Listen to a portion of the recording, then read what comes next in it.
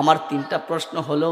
এক নম্বর প্রশ্ন হলো, আমি যখন দুনিয়া থেকে এমনি করিয়া শেষ নিঃশ্বাস ত্যাগ করব, ওই শেষ নিঃশ্বাসের সময় আমার জবান দিয়া কালিমা বের হবে নি, ঈমান নিয়ে দুনিয়া থেকে যেতে পারবো নি। আল্লাহু আকবার কি বলবেন না? দুই নম্বর প্রশ্ন হলো, আমাকে যখন কবরে রাখা হবে, তিনটা প্রশ্ন করা হবে, মার রব্বুকা ওয়া মা দীনুকা ওয়া মা নাবিয়ুকা, তোমার রব কে ছিল, তোমার ধর্ম কি ছিল, তোমার নবী কে ছিল? এই প্রশ্নের জবাব আমি রাবিয়া দিতে পারবো কিনা? আর তিন নম্বর প্রশ্ন হলো, আমাকে যখন ফুলসিরাত পার করানো হবে, হীরার চাইতে দার হবে, চুলের চাইতে চিকনো হবে, আমি ওই গাটিগুলাকে পার হতে পারবো কিনা?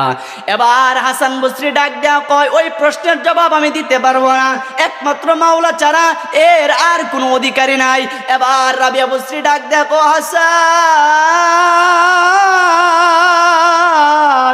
আমি যদি আমার মৌতের সময় কালিমা নসিব হবে নি, এটা যদি আমার মাওলা জেনে থাকে, আমার কবরে আমার সওয়াল জবাব সঠিক হবে নি, এটা যদি মাওলা জেনে থাকে, আমার ফুলসিরাত আমি পার হতে পারবো কিনা, এটা যদি মাওলা জেনে থাকে, তাহলে প্রেম করতে হলে আমি মাওলার সঙ্গেই করব। আল্লাহু আকবার। আর যদি বলি না ইয়া রাসূলুল্লাহ, কি বললেন? যে মাওলা যদি সব জানে, তাহলে প্রেম করতে হলে মাওলার সঙ্গী করি। এই জন্যই তো আমরা বলি, ফালাইবে কো যাইয়ার মানুষ ফালাইবে কো যাইয়া, আজরাইল আসি একদিন বান্দিবে কষিয়া, জগৎ স্বামীর ঘরে যেতে হবে। কথা বলেন ঠিক কিনা? জগৎ স্বামীর ঘরে যাওয়া ছাড়া বিকল্প আর কোনো রাস্তা আছে? বাবাজিরা আমার, বন্ধুরা আমার, গভীর মনোযোগ, ডানে বামে কান দিবেন না। এই রাবিয়া বসরি আল্লাহকে কতটুকু ভালোবাসলো, এই রাবিয়া বসরি রহমাতুল্লাহি আলাইহি একদিন রাত্রে গভীরে মাওলার কুদরতি পাও জড়ায়া ধরে ধরে বলে, ও রব্বুল আলামিন, দুনিয়াতে স্বামী গ্রহণ করি নাই তোমার ভালোবাসার জন্যে, দুনিয়াতে সন্তান গ্রহণ করি নাই তোমার ভালোবাসার জন্যে, দুনিয়াতে এমনি করিয়া সংসার করি নাই তোমার ভালোবাসার জন্যে, দিনের বেলায় দিনের মালিকের গোলামি করছি, রাত যখন হয়ে গেছে রে মাওলা, তোমার কুদরতি পাও জড়ায়া দইরা আমি রাবিয়া আবার শুরু থেকে নিয়ে বৃদ্ধকাল পর্যন্ত জড়ায়া দইরা কাঁদছি। এমন কোন তাহাজ্জুদ বাদ নাই যেই তাহাজ্জুদের মধ্যে আমি রাবিয়ার চোখের পানি দুনিয়ার জমিনে ফালাই নাই। ও রব্বুল আলামিন, এখন পর্যন্ত তোমার বাইতুল্লাহটা আমি রাবিয়া জিয়ারত করতে পারি নাই, অনুমতি চাই, আমি রাবিয়া বাইতুল্লাহ জিয়ারত করতে চাই। আমার আল্লাহ বলেন, রাবিয়া ঠিক আছে, পারমিশন দেওয়া হলো। সুবহানাল্লাহ, কি বলবেন না?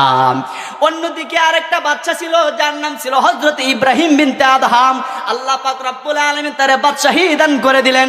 ওই ইব্রাহিম বিনতে আদহাম মাওলার প্রেমে বাদশাহীর চেয়ারে লাথি মেরে জঙ্গলায় বের হয়ে গেল, গাছের লতা পাতা খেয়ে সে জীবিকা নির্বাহন করে, এমনকি শুধু দিয়ানে খেয়ালে শুধু মাওলাকে স্মরণ করে। এবার ইব্রাহিম বিনতে আদহাম আল্লাহরে ডাক দেয়া কয়, ও রব্বুল আলামিন, এতদিন হয়ে গেল তোমার বাইতুল্লাহ জিয়ারত করতে পারি নাই, যদি পারমিশন দাও বাইতুল্লাহ জিয়ারত করতে চাই। আমার আল্লাহ কই, তোরে পারমিশন দেওয়া হলো। এবার ইব্রাহিম বিনতে আদহাম ডাক দেয়া কয়, ও রব্বুল আলামিন, আমি দুনিয়ার মানুষের মতো স্বাভাবিকভাবে বাইতুল্লাহ জিয়ারত করতে চাই না। বলে, তুমি কেমনি জিয়ারত করতে চাও?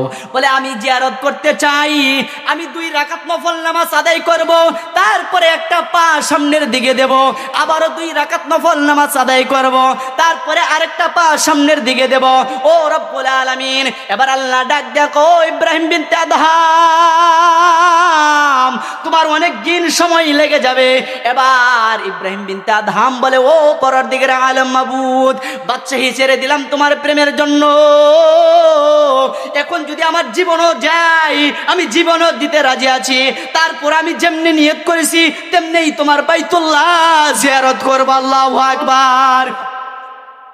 এবার আল্লাহর ওলি ইব্রাহিম বিনতে আদহাম নামাজ পড়তে পড়তে ঘটনার মধ্যে আসছে 14 বছর লেগে গেল। কয় বছর? 14 বছর লাগায়া সেমনি করিয়া চলে গেলেন ওই যে ইব্রাহিম বিনতে আদহাম খানায়ে কাবা বাইতুল্লাহর কাছে চলে গেলেন। বাইতুল্লাহর কাছে যাওয়ার পরে ইব্রাহিম বিনতে আদহাম তাকায় দেখতেছে বাইতুল্লাহ আর বাইতুল্লাহর জায়গায় নাই। সুবহানাল্লাহ কি কইতেন না? আরো জোরে বলেন না সুবহানাল্লাহ। বাইতুল্লাহ আর বাইতুল্লাহর জায়গায় নাই। এবার ইব্রাহিম বিনতে আদহাম আল্লাহকে ডেকে বলে, ও পরওয়ারদিগার আলম মাবুদ, তুমি বুঝি আমার চোখের দৃষ্টিগুলো কেড়ে নিয়েছো, তুমি বুঝি আমার চোখ অন্ধ করে দিয়েছো? ও রব্বুল আলামিন, আমি তো বাইতুল্লাহ দেখতে পাচ্ছি না। এবার আল্লাহ পাক রব্বুল আলামিন ডাক দেয়া কয়, ও ইব্রাহিম বিনতে আদহাম, তুমি যা দেখতেছো সত্য দেখতেছো, তোমার চোখ ঠিক আছে, তুমি বাইতুল্লাহ দেখতেছো না, কারণ হচ্ছে বাইতুল্লাহটা আসলে বাইতুল্লাহর জায়গায় নাই। ইব্রাহিম বিনতে আদম ডাক দেয়া কো রব্বুল আলামিন, তাহলে বাইতুল্লাহ কোথায় চলে গেছে? এবার আল্লাহ পাক রব্বুল আলামিন কয়, বাইতুল্লাহ আমি আল্লাহর হুকুমে আমার এক মায়ের বান্দি হযরতে রাবিয়া বুসরি তার দরজায় চলে গেছে। সুবহানাল্লাহ, আর জোরে বলেন না সুবহানাল্লাহ। রাসূলের পাগল হলে আল্লাহ কেমন সারপ্রাইজ দেয় রে বাবা। রাসূলের পাগল হলে দুনিয়াতে মানুষ আপনারে ভন্ডা বলবে, রাসূলের পাগল হলে দুনিয়াতে মানুষ জিলাপি খোর বিরিয়ানি খোর বলবে, রাসূলের পাগল হলে কবরে আল্লাহ আপনাকে পুরস্কৃত করবে, হাসরে আল্লাহ আপনারে পুরস্কৃত করবে। কথা বলেন ঠিক কিনা? ইব্রাহিম বিনতে আদহাম বাদশাহী ছেড়ে দিয়া গেল বাইতুল্লাহ দেখতে, বাইতুল্লাহ নাই। আর রাবিয়া বুসরি ঘর থেকে বললেন, আল্লাহ অনুমতি দাও, বাইতুল্লাহ দেখতে চাই। আমার আল্লাহ গো বাইতুল্লাহ, রাবিয়া বুসরির কাঠগড়ায় চলে যাও। সুবহানাল্লাহ। এটাকে বলে আশিকের রাসূল। বাবাজিরা আমার, বন্ধুরা আমার, বলতেছিলাম যে এই কথা, হযরতে রাবিয়া বুসরি রাহমাতুল্লাহি আলাইহি বাইতুল্লাহ দেখে একবার কাঁদে আবার হাসে। বাইতুল্লাহ ডাক দেয়া করে, রাবিয়া, দুনিয়ার জমিনে তোর মতো ভাগ্যবান মহিলা দ্বিতীয় আর কেউ নাই। ওরে রাবিয়া, তুই একবার কাঁদো আবার হাসো, কারণ কি?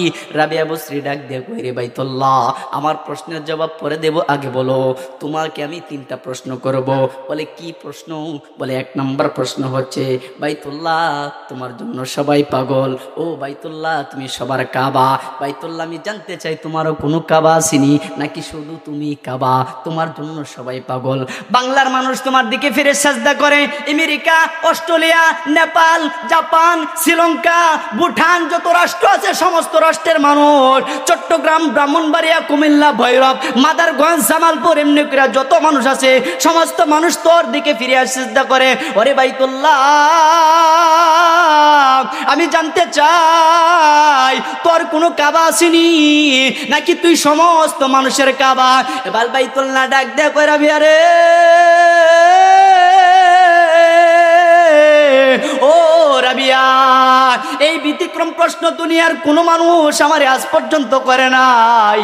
কত মানুষ আমার কাবার গিলাপ ধরে জড়ায়া জড়ায়া কান্দে, কত মানুষ আমার ভিতরে যায় নামাজ আদায় করে, কত মানুষ আমার জড়ায় দইরা বলে আল্লাহ মাফ করে দাও। এখন পর্যন্ত কোন মানুষ এরকম ব্যতিক্রম প্রশ্ন আমারে করে নাই। ও রাবিয়া, তুমি শুনে রাখো, প্রশ্ন যেহেতু করেছো আমি উত্তর দিয়া দেই। ও রাবিয়া, আমার একজন কাবা আছে, আমার যিনি কাবা তিনি হলো নবী মুহাম্মদুর রাসূলুল্লাহ। জোরে বলি সাল্লাল্লাহু আলাইহি ওয়াসাল্লাম।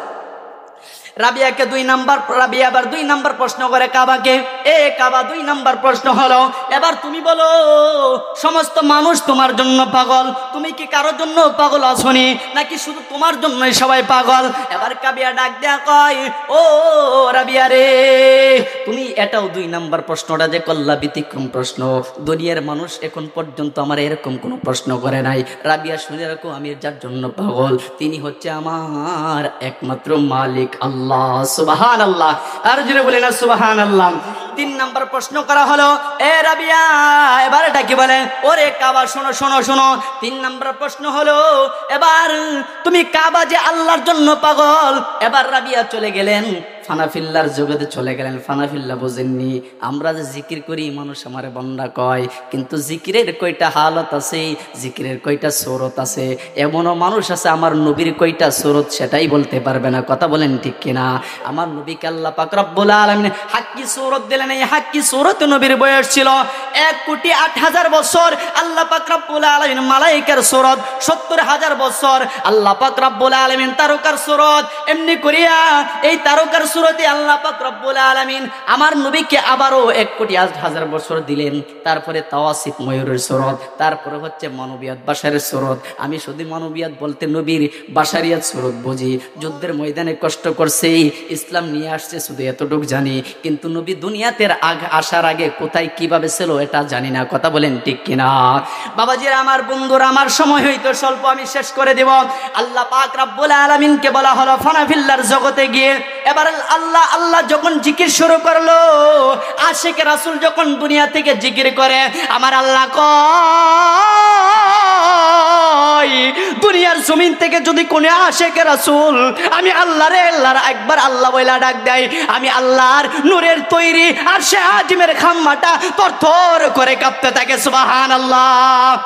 এবার রাবিয়া যখন বানামিল্লার জগতে গিয়া কয় আল্লাহ আল্লাহ, আমার আল্লাহ ডাক দেয়া কয় রাবিয়া রে, এখন কেন তুমি আমি মাওলারে স্মরণ করলা? তুমি না প্রতিদিন রাতের আধারে স্মরণ করতা, সেজদায় চোখের পানি জড়াইতা। এবার রাবিয়া ডাক দেয়া কয় মাওলা, কাবাকে প্রশ্ন করলাম, কাবা তোমার কোনো কাবা আসেনি? বলে মুহাম্মদুর রাসূলুল্লাহ। তুমি কার জন্য পাগল? বলে আল্লাহর জন্য পাগল। আল্লাহ গো, আমি বলতে চাই তুমি আল্লাহ কার জন্য পাগল? এবার আমার আল্লাহ ডাক দেয়া কয় রাবিয়া, দুনিয়ার মানুষ আমি আল্লাহ কোরআনে প্রমাণ দিলাম, আমার নবীর হাদিস মুবারকে প্রমাণ দিলাম, আমি আল্লাহ পাক রব্বুল আলামিন কার জন্য পাগল জানো না? আমি আল্লাহ পাক রব্বুল আলামিন সৃষ্টি যখন কোনো কিছুই ছিল না, আমি আল্লাহ যখন যারে বানাইলাম, যার প্রেমে আমি আল্লাহ মজলাম, যারে আমার আল্লাহর প্রেমে মজাইলাম, যে কোন সর্বপ্রথম আমাকে আল্লাহ বলে ডাক দিল, আমার আল্লাহ বলতে কিচ্ছুই ছিল না। নবী যখন বললেন আল্লাহ আল্লাহ আল্লাহ আল্লাহ, ৭০,০০০ বছর লা ইলাহা ইল্লাল্লাহর তাসবিহ, ৭০,০০০ বছর সুবহানাল্লাহর তাসবিহ, ৭০,০০০ বছরের জন্য প্রেম দরিয়ায় ডুব, আবারও ৯২,০০০ বছরের জন্য প্রেম দরিয়ায় ডুব। আমার আল্লাহ ডাক দেয়া কয় বন্ধু, এই জিকির গুলা কার? আমার নবী ডাক দেয়া কয় আল্লাহ, এই জিকির গুলা তুমি আল্লাহর। আমার আল্লাহ ডাক দেয়া কয় বন্ধু, আমার নাম বুঝি আল্লাহ। আমার নবী ডাক দেয়া কয় ও পরওয়ারদিগার আলম মাবুদ, তোমার নাম যে আল্লাহ তুমি কে জানো না? আমার আল্লাহ ডাক দেয়া কয় বন্ধু রে, তুমি নবীরে সৃষ্টি করার আগে আমি আল্লাহ কোনো কিছুই সৃষ্টি করি নাই যে আমাকে আল্লাহ বলে একবার ডাক দিব। সুবহানাল্লাহ। তুমি বন্ধুরে সৃষ্টি করার আগে কোনো কিছু সৃষ্টি করে নাই, তাহলে আমার আল্লাহ বলে ডাক দিব। যাও, আমাকে আল্লাহ বলে ডাক দিলা, আমি আল্লাহ তোমার একটা নাম দিলাম মুহাম্মদ। মুহাম্মদ শুরুতে আল্লাহ পাক রব্বুল আলামিন আমারে আপনারে মানুষ সৃষ্টি করলেন, আহমদ শুরুতে নামাজ দিলেন, কোনটা তুই কোনটা ফালাইবেন? নবীর মিলাদ না মান্য উপায় আছে? আল্লাহ আমারে গারে দইরা নামাজের মাধ্যমে নবীর মিলাদ পালন করাইতেছে, আমি আর আপনি অস্বীকার করলেই কি না করলেই কি? বাবাজিরা আমার বন্ধুরা আমার, বলতেছিলাম যে এই কথা। এবার আল্লাহ পাক রব্বুল আলামিন কয়, আমি তো কোরআনুল কারীমের মধ্যে কইছি, নবীর হাদিস মুবারকের মধ্যে মানুষরা জানাইছি, আমি আল্লাহ যার জন্য পাগল তিনি হলো আমার নবী মুহাম্মদুর রাসূলুল্লাহ সাল্লাল্লাহু আলাইহি ওয়াসাল্লাম। এবার আল্লাহ পাক রব্বুল আলামিনের মায়ের বান্দি রাবিয়া বুসরি চলে গেলেন ফানাফির রাসূল, বুঝেননি? ফানাফির রাসূল, ফানাফিল্লাহ, ফানাফির রাসূল, ফানাফির শায়েখ আছে, শায়েখ হলো পীরের জিকির, এমনি করিয়া ফানাফিল্লাহ আল্লাহর জিকির, ফানাফির রাসূল রাসূলের দুরুদের জিকির। যখন রাবিয়া বুসরি ফানাফির রাসূলের জগতে চলে গেল খাস কামরায়, রাসূলুল্লাহ এবারে ডাক দেয়া কয় ও রাবিয়া রে, এখন কেন তুমি আমি রাসূলের স্মরণ করলা? বলে ও রাসূলুল্লাহ, আল্লাহ নাকি তোমার জন্য পাগল, তুমি রাসূলুল্লাহ কার জন্য পাগল একটু বলবানি? আমার রাসূল ডাক দেয়া কই কত সুন্দর করে, দুনিয়ার মানুষ রে, ও উম্মতে মুহাম্মাদি, তোমরা কি এখনো বোঝো না আমি রাসূল কার জন্য পাগল? উহুদের ময়দানে আমার শরীর থেকে দামদান মোবারক শহীদ করলো, আমি রাসূল যাদের ব্যাপারে বদদোয়া করি নাই, তায়েফের ময়দানে চুবুক লিলিয়ে দিল, আমার শরীর থেকে রক্ত মোবারক দুনিয়ার জমিনে ফালাইলো, যাদের ব্যাপারে আমি বদদোয়া করি নাই, বিভিন্ন এলাকা থেকে আমাকে তাড়িয়ে দেওয়া হয়েছে, মদিনার গেটগুলো বন্ধ করা দেওয়া হয়েছে, মক্কা থেকে তাড়িয়ে দেওয়া হয়েছে, আমার পিঠের উপরে উটের নাড়ি বুড়ি তুলে দেওয়া হয়েছে, আমার খাবারের মধ্যে মলমূত্র যুক্ত করা হয়েছে, আমার দরজার সামনে উটের নাড়ি বুড়ি রেখে দেওয়া হয়েছে, আমি রাসূলুল্লাহ যাদের ব্যাপারে তারপরও বদদোয়া করি নাই, এগুলো হচ্ছে আমার উম্মত, উম্মতে মুহাম্মাদের জন্য আমি নবী পাগল। সুবহানাল্লাহ, উম্মতে মুহাম্মাদের জন্য আমি পাগল। বাবাজিরা আমার, বন্ধুরা আমার, তাহলে আমরা কি বুঝলাম? কাবা পাগল, কাবারও কাবা আছে নবী মুহাম্মদুর রাসূলুল্লাহ, কাবা পাগল আল্লাহর জন্য, আল্লাহ পাগল নবীর জন্য, নবী পাগল আমি আপনি আমরা গুনাহগার উম্মতের জন্য পাগল। সুবহানাল্লাহ। বাবাজিরা আমার, বন্ধুরা আমার, বলতেছিলাম যে এই কথা।